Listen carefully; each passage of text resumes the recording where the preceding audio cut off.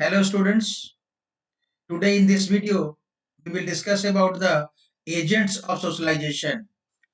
Agents मतलब वो वाहक तत्व जो सोशलाइजेशन समाजीकरण की प्रक्रिया के जिम्मेवार हैं। समाजीकरण की प्रक्रिया में जो एजेंट्स काम करते हैं उन एजेंट्स की चर्चा आज हम करेंगे। समाजीकरण की प्रक्रिया व्यक्ति के पूरे जीवन पर्यंत विभिन्न कारणों द्वारा पड़ने वाले विभिन्न प्रभावों के बारे में बताती है कि मनुष्य एक व्यक्ति के पूरे जीवन में वो कौन-कौन से फैक्टर्स हैं, वो कौन-कौन से कारक हैं जो व्यक्ति के ऊपर प्रभाव डालते हैं और जिनसे व्यक्तित्व का निर्माण होता है, व्यक्ति का निर्माण होता है। व्यक्ति समाज का सदस्य बनता है और इन पड़ने वाले सारे प्रभावों में जो कारक प्रभाव डालते हैं उन्हें ही हम एजेंट्स ऑफ सोशलाइजेशन कहते हैं। एजेंट्स ऑफ सोशलाइजेशन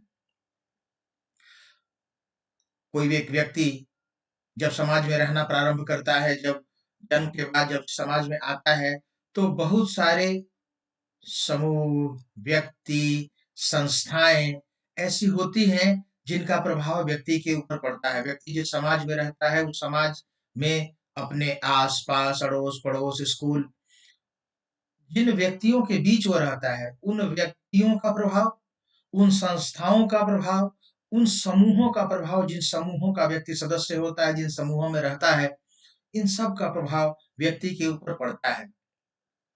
इन्हीं को हम लोग एजेंट्स कहते हैं, यानी ये वो वाहक तत्व हैं जो व्यक्ति के समाजीकरण में महत्वपूर्ण भूमिका निभाते हैं। तो सब इस संबंध में जो सबसे पहला एजेंट है वो हमारी फैमिली है, परिवार, जिसको कि हम लोग पहला स्कूल कहते हैं। परिवार हमारा पहला समाज, एक व्यक्ति का पहला समाज होता है। उस परिवार का समाजीकरण में बहुत अहम योगदान है। दूसरा स्थान है स्कूल का। तीसरा स्थान है पीयर ग्रुप्स का और चौथा स्थान है मास मीडिया का। इसके अलावा कुछ अदर एजेंट्स भी हैं जिनकी चर्चा आज हम लोग इस वीडियो में करेंगे। आज के आधुनिक समाजों में इन सभी की भूमिका बहुत ज्यादा महत्वपूर्ण हो गई है। आइए हम इन सारे एजेंट्स को वन बाय वन डिटेल में डिस्कस करते हैं कि इनका व्यक्ति के समाजीकरण में पड़ने वाले प्रभाव कैसे पड़ते हैं और क्या पड़ते हैं। सबसे महत्वपूर्ण एजेंट जो पहला एजेंट है, इसीलिए सबसे महत्वपूर्ण भी बताया जा रहा है। बाकी सारे एजेंट्स भी महत्वपूर्ण है, हम ऐसा नहीं कर सकते कि केवल यही महत्वपूर्ण है। लेकिन परिवार व्यक्ति का पहला स्कूल और पहला समाज होता है, इसलिए परिवार का व्यक्ति के ऊपर पड़ने वाला प्रभाव बहुत ही ज्यादा अप्रतिम होता है, इंपॉर्टेंट होता है। और family is no doubt the most significant single agent. सारे एजेंट्स महत्वपूर्ण हैं, लेकिन family is said to be the most significant single agent of socialisation. और ये केवल एक समाज के बारे में नहीं है, विश्व के सारे समाजों में परिवार एक महत्वपूर्ण एजेंट है समाजीकरण का, क्योंकि family has the main responsibility for socialising children. क्योंकि व्यक्ति का जो अर्ली जीवन है, जिस बुनियाद पर उस व्यक्ति के व्यक्तित्व की नींव रखी जाती है, वह उस व्यक्ति जो व्यक्ति का व्यक्तित्व होता है, उस व्यक्ति की नींव बचपन में ही रखी जाती है। इसलिए बचपन का पीरियड बहुत इंपॉर्टेंट होता है, बहुत महत्वपूर्ण होता है कि व्यक्ति की बाल्यावस्था। और उस बाल्यावस्था में समाजीकरण की नींव समाज सामाजिक प्राणी बनाने का काम एक व्यक्ति को परिवार ही करता है। परिवार ही वह स्थान है जहां पर कि एक व्यक्ति इमोशनल टाइज परिवार के बाकी सदस्यों से संवेगात्मक संबंध स्थापित करता है, परिवार में ही वो भाषा सीखता है, परिवार में ही वो सांस्कृतिक नियमों को, सांस्कृतिक मूल्यों को, अपनी संस्कृति को सीखता है, इंटरनलाइज करता है, अपने अंदर आत्मसात करता है संस्कृति के नियमों को। इसके अलावा children have an ascribed status in a subculture of race, class, ethnicity, religion and region. Ascribed status हम कहते हैं उस स्टेटस को जो हमें जन्म से प्राप्त होता है। दो तरह के स्टेटस होते हैं, ascribed और achieved। ascribed स्टेटस और दूसरा होता है achieved स्टेटस। दो तरह के स्टेटस होते हैं। ascribed स्टेटस वह व्यक्ति का वह सोशल पोजीशन होता है जो व्यक्ति को बाय बर्थ प्राप्त होता है। जैसे कोई व्यक्ति किसी जाति का सदस्य है, किसी धर्म का सदस्य है, किसी विशेष एथनिक ग्रुप का सदस्य है, किसी विशेष क्षेत्र में निवास करता है, तो ये वो अपने प्रयासों से हासिल नहीं करता, बल्कि उसको ये बाय बर्थ प्राप्त होता है। तो बाय बर्थ प्राप्त होने वाला स्टेटस कहलाता है एस्क्राइब्ड स्टेटस। और जो स्टेटस व्यक्ति अपने प्रयासों से हासिल करता है, अपने एफर्ट से, अपनी कोशिशों से, वो कहलाता है अचीव्ड, मतलब अर्जित, जो उस व्यक्ति ने अर्जित किया है। एस्क्राइब्ड मतलब प्रदत्त। एस्क्राइब्ड का अर्थ होता है प्रदत्त, जो उसको प्राप्त है, प्रदत्त है। और ये अचीव्ड मतलब अर्जित। अर्जित यानी उसने अपने प्रयासों से इसे अर्जित किया है। तो जो व्यक्ति का स्क्राइब्ड स्टेटस है, वो स्क्राइब्ड स्टेटस व्यक्ति को जन्म से प्राप्त होता है और इसका व्यक्ति के सामाजिक अंतरक्रिया पर और समाजीकरण पर इसका बहुत स्ट्रॉन्ग इन्फ्लुएंस होता है, बहुत ज्यादा इसका अधिक प्रभाव व्यक्ति के समाजीकरण पर पड़ता है। परिवार एक स्टूडेंट एक बच्चे को, एक चिल्ड्रन को कठिन परिस्थितियों में, कठिन परिस्थितियों से लड़ने का, कठिन परिस्थितियों से का सामना करने का माध्यम और कठिन परिस्थितियों से निपटने का तरीका सिखाता है। इसके अलावा ऐसे रूल्स को, नियमों का पालन करें और नियमों का पालन करके किस तरह हम कठिनाइयों से दूर रह सकते हैं, ये परिवार ही हमें सिखाता है। परिवार बच्चों को डूज एंड डोंट्स बताता है। डूज एंड डोंट्स, क्या करना है और क्या नहीं करना है, क्या डिजायरेबल है, क्या अनडिजायरेबल है। ये डूज एंड डोंट्स को परिवार ही बताता है। तो इससे क्या होता है, व्यक्ति का अपने ऊपर सेल्फ कंट्रोल होता है, व्यक्ति अपने व्यवहारों को नियंत्रित रखता है और ये परिवार ही सिखाता है। परिवार अपने बच्चों को, they depend very much on the social class of their parents, क्योंकि बच्चे अपने माता पिता, जिस वर्ग से माता पिता आते हैं, उस वर्ग के वैल्यूज को, उस वर्ग के एक्सपेक्टेशंस को, जो उससे अपेक्षाएं होती हैं, उनको वह व्यक्ति सीख लेता है। तो ये परिवार नहीं संभव हो पाता है। दूसरा एजेंट है स्कूल। स्कूल जहां परिवार सोशलाइजेशन का इनफॉर्मल एजेंट है, अनौपचारिक माध्यम है, वहीं स्कूल एक फॉर्मल एजेंट है। और school is an agent formally charge by society with the task of socializing the young. एक बच्चे को सोशलाइज करने के लिए ही स्कूल की स्थापना की जाती है।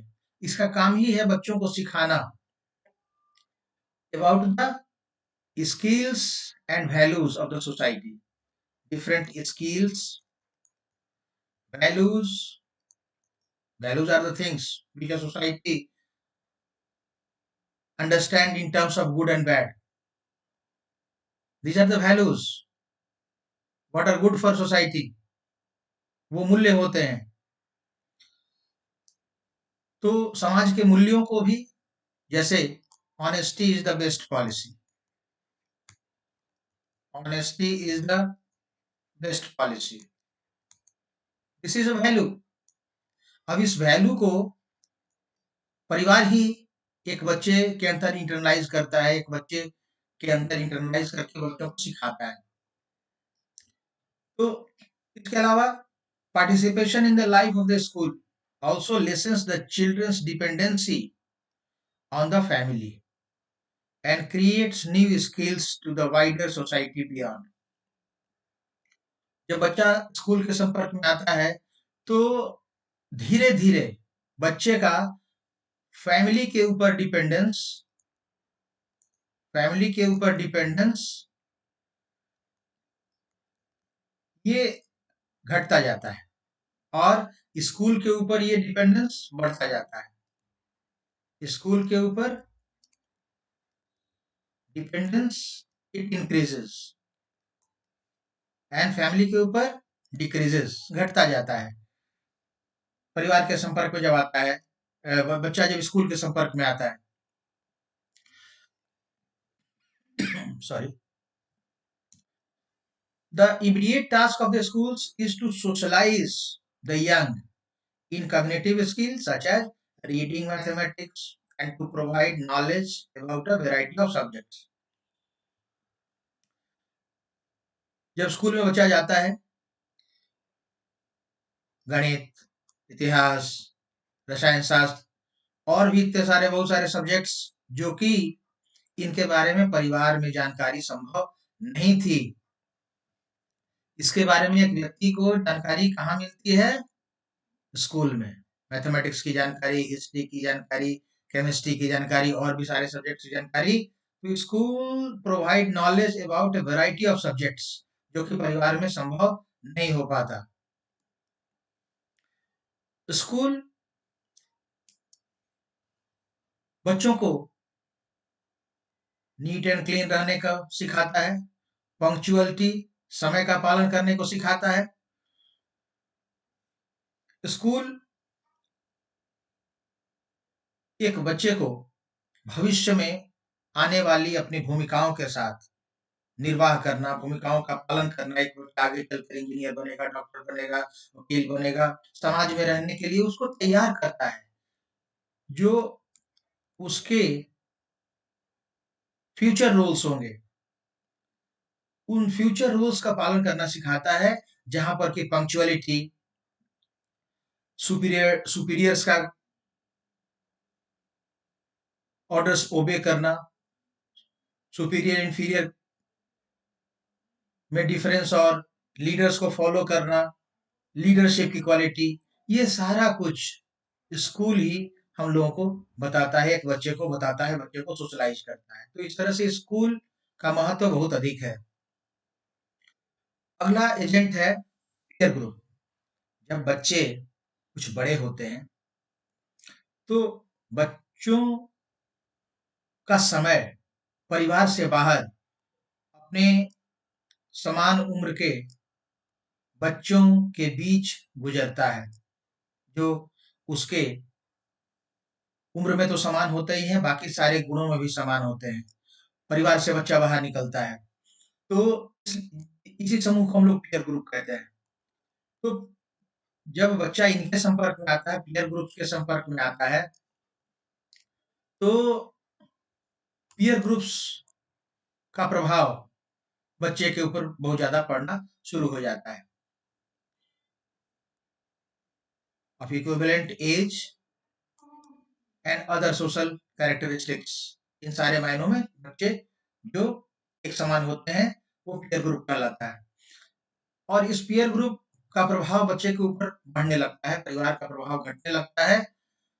बच्चे के जीवन में पीयर ग्रुप का प्रभाव इट इंक्रीजेस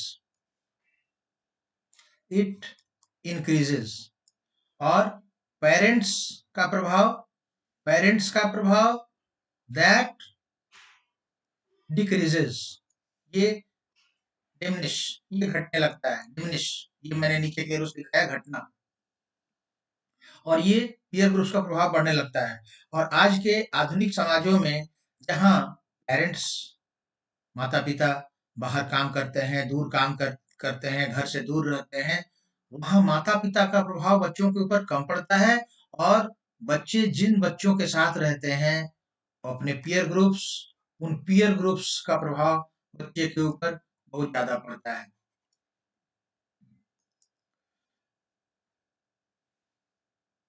एक बच्चा with in the peer group, the young are able for the first time to choose their own companions. बच्चे पहली बार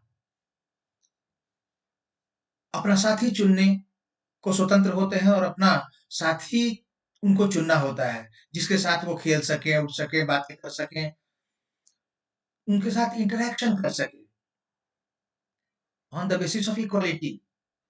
तो इसलिए पीयर ग्रुप्स का प्रभाव बहुत ज्यादा होता है। Peer groups are also influential during the late childhood and adolescence. केवल अर्ली चाइल्डहुड में ही नहीं, not in early childhood, rather in late childhood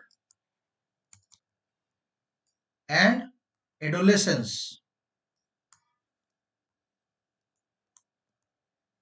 The effect of the peer group is more and more, बढ़ता जाता है।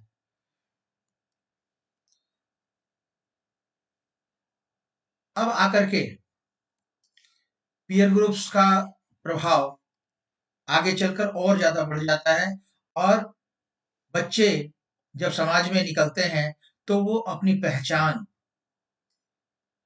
खोजने लगते हैं, अपनी पहचान बनाने लगते हैं लोगों के बीच। और इस पहचान बनाने के क्रम में बच्चा क्या करता है? Reaction against earlier behaviour pattern learn in the family. जिस बच्चे ने जो अपने परिवार में, अपने स्कूल्स में, अपने परिवार और अपने स्कूल्स में बच्चे ने जो सीखा है, उसको वो बच्चा, उस लर्निंग को बच्चा यूज करता है।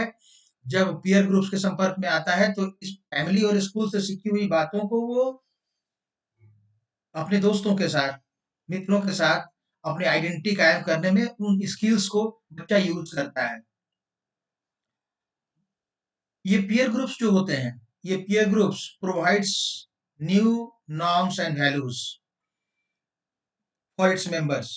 सदस्यों को नए नियम और मूल्य प्रोवाइड करते हैं, और बच्चों को एक बड़ी दुनिया, जिस दुनिया का वो सदस्य नहीं था, परिवार और स्कूल ही बच्चे ने देखा था, उसके पास एक बड़ी दुनिया, एक बड़ा समाज अब उपस्थित होता है, जिस समाज के साथ उसको इंटरेक्ट करना होता है, एडजस्ट करना होता है। इस इंटरेक्शन और एडजस्टमेंट के क्रम में बच्चा बहुत कुछ सीखता है, क्योंकि ये peer groups, they provide an opportunity to interact with others. ये दूसरों के साथ इंटरेक्ट करने का एक अवसर प्रदान करते हैं पीयर ग्रुप्स। इसलिए पीयर ग्रुप्स का प्रभाव बहुत अधिक होता है एक व्यक्ति के समाजीकरण में। अगला साधन है मास मीडिया। मास मीडिया का रोल भी बहुत ज्यादा है समाजीकरण में, और mass medias are the various forms of communication that reach a large audience. Mass media, mass का मतलब ये होता है, मास एक बहुत बड़ा ऑडियंस, एक बहुत बड़ा समाज जहां पहुंच सके। आज हम यूट्यूब, फेसबुक इस्तेमाल करते हैं। मैं क्लास में आपको पढ़ाता हूँ, लेकिन यूट्यूब के जरिए एक बार में विभिन्न समाजों, विभिन्न स्कूलों, विभिन्न कॉलेज के स्टूडेंट्स के बीच हमारा ये लेक्चर पहुंच रहा है। ये मास मीडिया। तो mass media are the various forms of communication without any personal contact. Without any personal contact, इसमें पर्सनल कॉन्टेक्ट होना जरूरी नहीं है। पर्सनल कॉन्टेक्ट के बिना और इसमें कम्युनिकेशन होता है व्यक्तिगत संबंध के बिना। इसमें आपके अखबार आते हैं, मैगजीन्स आते हैं, book, television, radio, movies, videos and records, ये सारे मास मीडिया के अंतर्गत आते हैं। आज ये वीडियो, ये लेक्चर आप यूट्यूब पर देख रहे हैं। This is also a form of communication. It is also mass media. तो मास मीडिया का प्रभाव कितना ज्यादा है, इस मास मीडिया के कारण ही आप मेरे इस लेक्चर को देख रहे हैं। आप नई बात सीख रहे हैं, सोशियोलॉजी और सोशलाइजेशन सीख रहे हैं। This is also a skill. तो यह भी एक बहुत बड़ा साधन है सोशलाइजेशन का। Mass media introduces the individual to an extraordinary diverse people। एक बार में वैसे बहुत सारे लोगों के संपर्क में व्यक्ति आ जाता है जिन लोगों के जिन लोगों को व्यक्ति व्यक्तिगत रूप से जानता भी नहीं, और उन लोगों के साथ उनको इंटरेक्ट करना होता है। मुझे आपको इस समय इस लेक्चर के जरिए आप सभी स्टूडेंट्स के साथ, आप सभी व्यूअर्स के साथ मुझे इंटरेक्ट करना है। तो मुझे इन बातों का ख्याल रखना है कि क्या-क्या करने हैं और क्या-क्या नहीं करने हैं, इन सारी बातों को सीखना है। और sports figures, historic personages, politicians, authors, columnists, announcers, disc jockeys, talk show host, newscasters, musicians, even ordinary people interviewed in eyewitness news reports. खेलों में ऐतिहासिक पर्सनालिटीज का, राजनेता, लेखक, announcer, radio jockeys, news readers जो टेलीविजन पर और रेडियो पर न्यूज पढ़ते हैं, ये सब के सब एक व्यक्ति के ऊपर बहुत गहरा प्रभाव डालते हैं। The way they talk, the way they act, किस रूप में वो व्यवहार करते हैं, किस रूप में बोलते हैं, इन सब का प्रभाव व्यक्ति के ऊपर बहुत ज्यादा पड़ता है। हम उसको उसकी कॉपी करने लगते हैं। अभी हम जब फैक्टर्स ऑफ सोशलाइजेशन की बात करेंगे तो मैं बताऊंगा कि कौन से 4 फैक्टर्स सोशलाइजेशन के लिए इंपॉर्टेंट हैं। आप देखेंगे कि हम लोग सोशलाइजेशन के क्रम में एक बहुत बड़ा इंपॉर्टेंट फैक्टर है imitation. We learn through copying others. दूसरों की कॉपी करके हम सीखते हैं। Mass media provides instant coverage of social events and social changes. सामाजिक घटनाओं को, सामाजिक परिवर्तनों को मास मीडिया एक तुरंत उसको कवरेज प्रदान करता है, और इस कवरेज के जरिए बहुत बड़ी जनसंख्या के पास, मास के पास पहुंच जाता है। बहुत बड़े ऑडियंस के पास पहुंच जाता है। एक साथ करोड़ों अरबों लोग देखने लगते हैं, सुनने लगते हैं, इसलिए इसका प्रभाव बहुत ज्यादा होता है। Mass media also offer role models, viewpoints and glimpses। कोई भी घटना एक दृष्टि में, उस घटना के प्रति दृष्टिकोण, नजरिया, कौन व्यक्ति क्या कह रहा है इस घटना के बारे में, बराक ओबामा क्या कह रहे हैं, नरेंद्र मोदी क्या कह रहे हैं, ब्रिटेन के प्राइम मिनिस्टर क्या कह रहे हैं, रूस क्या कह रहा है, चीन क्या कह रहा है, विभिन्न देशों का, विभिन्न राजनेताओं का उसके प्रति क्या दृष्टिकोण है, विभिन्न समाजशास्त्रियों का किसी सामाजिक घटना के प्रति क्या दृष्टिकोण है, विभिन्न वैज्ञानिकों का, विभिन्न विद्वानों के मत हम मास मीडिया के थ्रू ही जान पाते हैं, और इसीलिए इसका प्रभाव बहुत ज्यादा पड़ता है व्यक्ति के जीवन में। इन सारे agents, family, school, peer groups और मास मीडिया के अलावा कुछ अदर एजेंट्स भी हैं। इनके अलावा भी, क्योंकि इतने ही एजेंट नहीं है, एजेंट बहुत सारे हैं। इन एजेंट्स में कुछ का नाम अगर हम लोग यहाँ चर्चा करें तो सबसे पहला रिलीजियस ग्रुप्स, व्यक्ति जिस धर्म का सदस्य होता है, जिस धर्म का जिस धर्म को मानता है, उस रिलीजियस ग्रुप का बहुत ज्यादा इंपॉर्टेंस सोशलाइजेशन के क्रम में है। बहुत सारे यूथ ऑर्गेनाइजेशंस का व्यक्ति सदस्य होता है, किसी स्पोर्ट्स क्लब का सदस्य होता है, किसी भाषा विकास समिति का सदस्य होता है, किसी पॉलिटिकल पार्टी का सदस्य होता है, किसी क्रिकेट क्लब का सदस्य होता है। ये सारे इन सारे संगठनों का व्यक्ति के समाजीकरण में बहुत ज्यादा स्थान होता है। इसके अलावा corporations, clubs, political movements and retirement homes, व्यक्ति ओल्ड एज होम्स में, रिटायरमेंट होम्स में रहता है, किसी न किसी राजनीतिक पार्टी का सदस्य होता है, किसी न किसी राजनीतिक मूवमेंट का सदस्य होता है। दहेज हटाओ योजना, गरीबी हटाओ योजना, या कोई भी इसी तरह का आंदोलन हो सकता है, जैसे साम्यवादी आंदोलन हो सकता है, किसी तरह का आंदोलन हो सकता है, उसका व्यक्ति सदस्य होता है। तो इन सारे चीजों का व्यक्ति के समाजीकरण में बहुत ज्यादा अहम योगदान होता है, बहुत ज्यादा अहम रोल होता है। This is all about the agents of socialisation. हम लोग आगे के वीडियोस में फैक्टर्स ऑफ सोशलाइजेशन को देखेंगे। यह भी एक इम्पॉर्टेंट टॉपिक होगा सोशलाइजेशन के क्रम में। मैं कोशिश करूंगा कि जल्दी इस पर वीडियो बनाऊं। इस बीच आप हमारे वीडियो को देखें, इसका लाभ उठाएं, पढ़ें, नोट्स बनाएं, और अगर आपका कोई सजेशन हो किसी विशेष टॉपिक पर, अगर आपको लेक्चर की आवश्यकता महसूस होती हो, तो आप कमेंट सेक्शन बॉक्स में लिख दें। मैं प्रयास करूंगा कि उन रिलेटेड टॉपिक्स पर वीडियो बनाकर जल्दी ही अपलोड करूं। धन्यवाद।